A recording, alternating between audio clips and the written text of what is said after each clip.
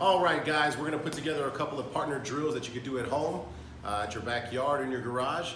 If you've got a roommate, a spouse, a buddy, a friend that's willing to train with you, here's a fun little technique that you can add in addition to the Fitt workouts. What we're gonna talk about today is defense. We're gonna talk about the first two punches that we're taught, which is the jab and the straight, and we're gonna talk about how to defend those and then play with those in action. So the first one we're gonna cover is just the jab, okay? The jab we're gonna parry with the backhand, and I'll show you what that looks like.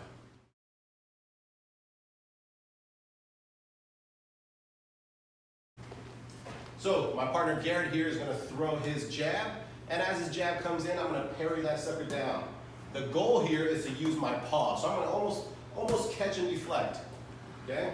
Notice I am not wiping this thing away from my face just yet, all right? So we're gonna deflect just like that.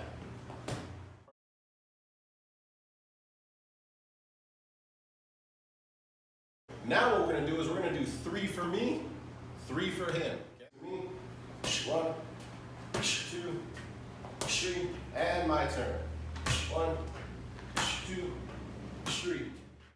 This is called parrying with the jab or pawing the jab. Practice this, get really good, clean up your technique, make sure you stay nice and tight, and as you get better, we can ramp up the speed.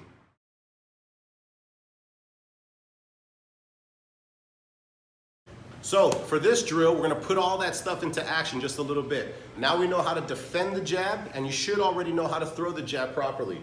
For this particular drill, we're gonna go 1 for 1. But in this case, we both can only throw 1 punch, which is the jab.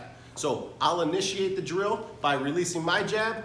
My partner will defend or parry that jab and throw it right back at me. It is my job to then parry or slip that jab myself. I will always start the drill. My partner will always finish the drill. So here's how it's gonna look. Go. Punch, good. Punch, good. Punch. Just like this. The option for this drill is for me to not parry, but I can slip to the outside. So it'll look something like this. 3, punch,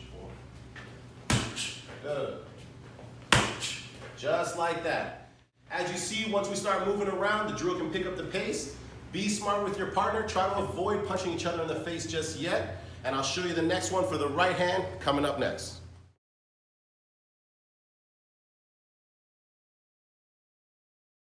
Now we're going to work on that straight right hand and how to defend that. Much like the jab and we parry that down, we're going to do the same thing. This technique is slightly different because we're not going to technically catch it with our paw, but we're going to use the blade of our hand, the outside of our hand, to give a little chopping action.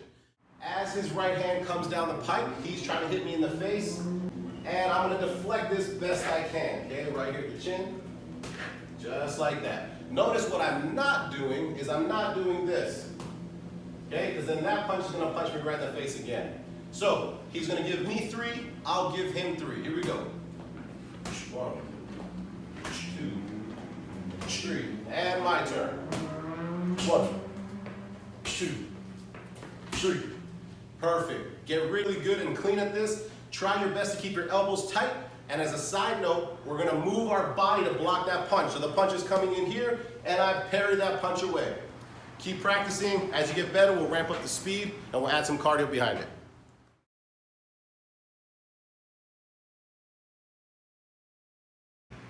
And last but not least, the right hand counter or the right hand drill. So just like the jab drill, the 1 for 1, we're gonna do the same thing, but now we're both gonna use the straight right. I'll initiate the drill, my partner will finish the drill. My job is to throw a good punch, to give him a real good look, to know what it's like to block. He's gonna feed me one right back, and then I can slip. Here's how it's gonna look. So I'll start, I'm gonna throw my first 3. 1, good. 2, 3. Just like that. My other option is to stand tall and parry that punch right back, so we'll go a little slower. I'll come here, and he's going to throw that punch, and I use my outside hand to parry that punch. So again, right hand, right hand. The difference with that drill is you have to be very quick, you have to be pretty smooth, and you got to know what's coming ahead of time. Practice both variations, see which one you're really good at, and have some fun.